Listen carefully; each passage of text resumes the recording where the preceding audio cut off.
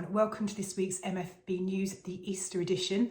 I am sick as a dog at the moment. I've got my spring cold. I know there's a load of lurgy going around at the moment and it seems to be my special turn, so I'm really sorry if I sound particularly grotty recording this, but I figured a grotty MFB News was better than no MFB news at all. So this one is going to be short and sweet. We're going to talk about inflation, how that's knocked onto swap rates, and the implications that's had to lender pricing. We're going to run through a little bit of lending criteria changes, and then we're going to have a really good old chat about the latest news on rental incomes.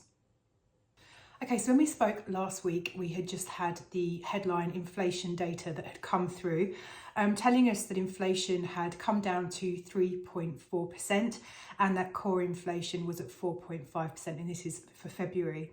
And so this means that we now have the lowest inflation rate that we have seen since September 2021, but notwithstanding the fact that inflation is still running hot against the target the Bank of England set, which is 2%. Now, obviously, any reduction in inflation is a really, really good thing. And actually, after the announcement, the Bank of England did start making sort of promising noises around the likelihood of them being able to reduce base rate going into the future, but obviously cautionary saying that inflation would need to be at 2% or below and kind of sitting there consistently for them to be able to kind of be comfortable in dropping base rate down. So this has had a really kind of positive impact on the markets. Now, one thing just to note, and one thing that's kind of, I guess, probably weighing on the minds of the guys at the MPC is wage growth. Now, wage growth in the last 3 months has grown by 6.2%. Which, after you knock off the inflationary impact, means that people's actual pay has increased by 1.6%. So people have essentially 1.6% more money available to kind of, enjoy life with. Imagine enjoying life, having money to do so at the moment than they did previously. So that's what's kind of, I guess, weighing on their minds and making them kind of be slightly concerned that actually if people have more money to spend and the cost of things go up, people can continue to manage that, and therefore, and we kind of go backwards. So that's kind of the word of warning there, but actually in the round, very, very positive. Now, in terms of how the money markets have reacted to that, I'm just going to get the latest rates on my screen. So there wasn't much movement for the first couple of days, and I was thinking, oh dear, this isn't good. But actually in the last 48 hours, we have seen swap rates move a bit. So 2-year swap rates as of now, and it's Tuesday afternoon, just around sort of midday. 2-year swap rates 4.306. 1 month ago 4.531. 1 year ago 4.084. So we have seen at last a bit of a step down on 2-year fixes, and the same story for 5-year fixes. So you guys remember they've been hovering around 3.9% for quite a few weeks now. As of this morning, 3.753. 1 month ago 3.993, and 1 year ago 3.613. So again, 5-year swaps have dropped down by circa 20 basis points, and I suspect that over the next few days we'll continue to see that going on, which means that actually the cost of funds to lenders has come down a bit, which means that they can essentially pass that cost on. And actually, despite some of the more cynical amongst you thinking that lenders don't like to do that, where they can, they actually will. So you will see rates start to move on there, which segues nicely into what's been happening with lender pricing in the last week. And actually, because the change in swap rates has only really happened in the last 48 hours, we haven't seen huge amounts of movement in terms of pricing. So keeping in mind that swap rates haven't really moved for around a month, so lenders have been kind of tinkering with things, but there hasn't been anything really kind of notable going on there. We have seen a few lenders make reductions to pricing in the last week, but again, this won't be particularly in a reaction to the swap rates coming down. This is just a kind of general reprice, lenders tinkering with things to kind of try and drive up a bit of business volume, and in some cases, lenders' cases, drive down business volumes as well. So the first lender change we've seen is that the Mortgage Works has reduced selected rates, and their 5-year fixed rates have come down by up to 0.15%. So their pricing here is now from 3.99%, and that would be for a standard property lending to an individual who has a portfolio of less than 10 properties. If it's any of those categories, HMOs, limited companies, people with portfolios of greater than 10, the Mortgage Works can absolutely help you, but the pricing is going to be more expensive. We've seen the Yorkshire Building Society make reductions to their holiday lets and HMO rates of up to 0.15%. There's a theme here this week, isn't there? 0.15%. Yorkshire Building Society, they have a very kind of strong place in our hearts at MFB. Commercial lender that does a bit of residential investment is the best way to describe them. And they're very, very good at lending to slightly more complex cases, I would say. So trading limited companies, companies which are layered. HMOs, they can sort of lend on really large chunky things.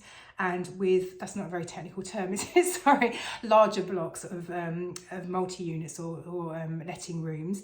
And on holiday lets, they will look to work off of the actual letting income rather than using a notional AST income, which some lenders do. So great to see those guys make reductions there. Now, one thing I would say is that YBS can only lend to limited companies. There's no lending to individuals.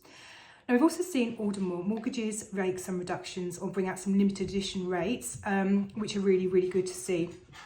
So we've got 5-year fixed rates on their multi-property application from 4.79% and on single property applications from 4.89%. Now, what I mean by multi-property is where we bring to Aldermore as a new borrower a client who is mortgaging more than one property at once, and they take one single mortgage secured against more than one property. So that's multiple properties, one single loan account.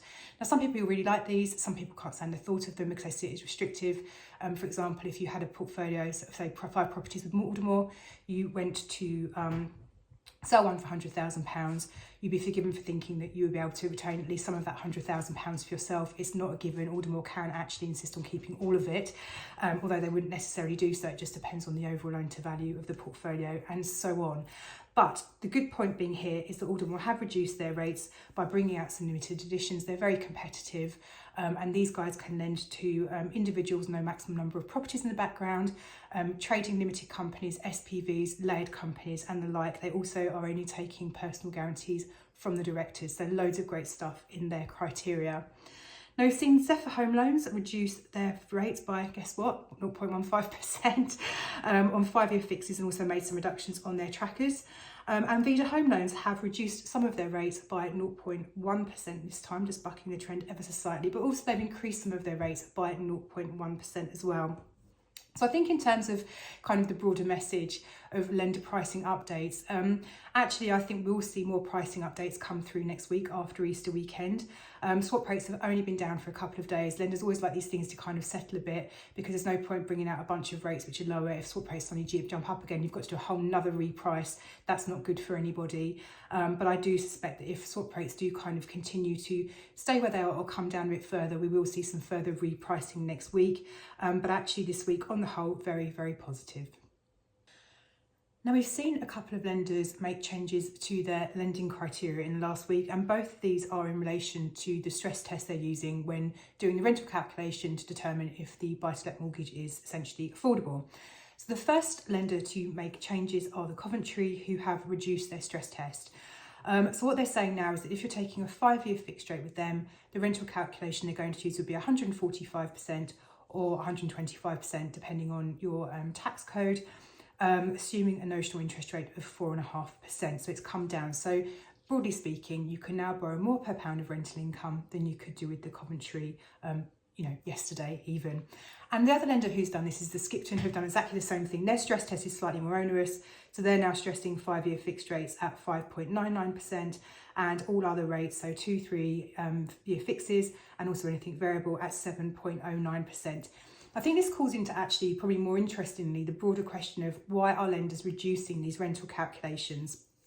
Now, what you need to do is just, for a moment, put yourself in a lender's shoes. They're looking at lending to a borrower and they're trying to determine whether the mortgage is going to be affordable now, but also in the future. And where we've been looking at a point where interest rates have been increasing and very volatile, what lenders have really been having to do is assume the worst. So actually, if you take a 5-year fixed rate now or a 2-year fixed rate, when that rate ends, there's a strong chance that actually the rate you're going to go on to is going to be much higher because of the environment that we find ourselves in. Therefore, we need to build in more wiggle room to make sure that you're going to be able to afford those payments when the time comes. So what this is telling me is the fact that lenders are now reducing their stress rate is that they're feeling much more confident about the direction of travel for interest rates, particularly in sort of the longer term, so 2-3 years' time. And I think really that's what I would take away from this. So not only are the Bank of England saying that they should be able to start reducing interest rates with a fair wind in the future, but actually also the lenders are really starting to feel much more confident about the direction of travel of interest rates as well. Okay, now the Home Track Rental Market Index report has come through, and I always find these really interesting.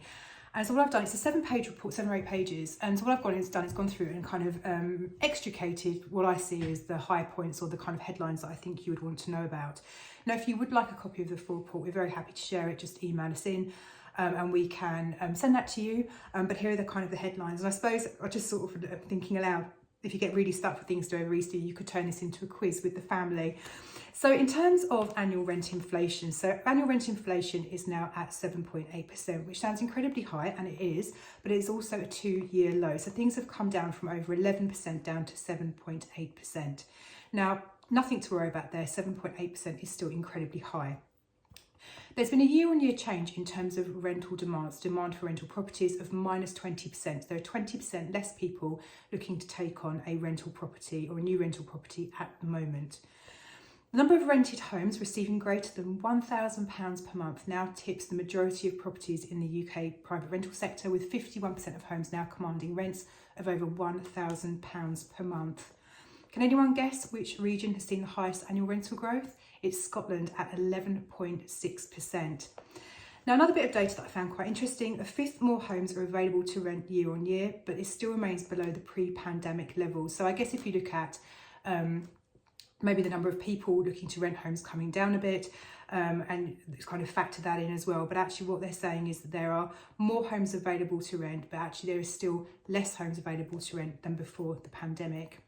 Now, rental affordability is running at a decade high, and that's not going to improve anytime soon. So essentially how much rent people take or out of people's paychecks. The only way that we're ever going to kind of narrow this is by a rapid expansion in supply. And given that's not going to happen anytime soon, the expectation is that rents are going to continue to increase in 2024 and 2025, although this rate of growth will no doubt start to slow down even further. The average UK rent is now £1,223 a month, which is incredibly high. And on average, a letting agent has 12 homes for rent, which is 1/5 higher than last year, but 28% less than pre-pandemic. So in terms of what that kind of means in real terms, the average letting agent has 12 vacant homes to rent. This is a bit higher than it was a year ago, but actually still way lower than pre-pandemic. There's an average of 15 inquiries per home to rent. So for every property that goes on the market to rent, there'll be, on average, 15 people expressing an interest in it. And nearly all homes in the east of England are now getting over £1,000 per month in rent. And in the east of England, it's 70% getting over £1,000 a month worth of rent, which is compared to 24% in 2020. So just showing you how things have really kind of increased. So just some kind of interesting points there. And I think reading between the lines of what I'm seeing here, we are definitely seeing things slow down. And I think that was to be expected, because a lot of what went on in terms of the rental market going nuts was a fallout of the pandemic, all those kinds of things that were going on. So actually at some point it was always going to settle, and that's what's happening now. But the reality is the only way that things are going to really slow down if there is a massive wave of new rental property come onto the market. And given the fact that the kind of trend with landlords is to be selling rather than buying at the moment, that's not looking realistic. So the fallout of that really will mean that actually demand for rental properties is going to continue to increase. Average vacant days or turnaround days between listing a property to rent and it renting out, they're sitting on average at about sort of 14, 15 days. They're going to remain really, really low, and rents are going to continue to increase, albeit not at the pace that we've maybe seen over the last couple of years, but still going to be increasing going forwards. And I'm going to call it there this week, guys, purely because I'm really struggling to hold on to my voice. So apologies for making it so quick this week, but I'm sure you understand. So all that's left for me to do is wish you a really wonderful Easter weekend, 4 days off work. I hope you will have a wonderful time. The sun is shining for you all. And as always, if you do want to get in touch, you can give us a ring, 0345 345 6788, or have a look on our website. At MFB, we're going to be closed on Good Friday and also Easter Monday as well. So working kind of traditional office hours over the Easter period. But around those times, if you do want to give us a call, we'd absolutely love to hear from you. Happy Easter, and I'll see you again same time next week.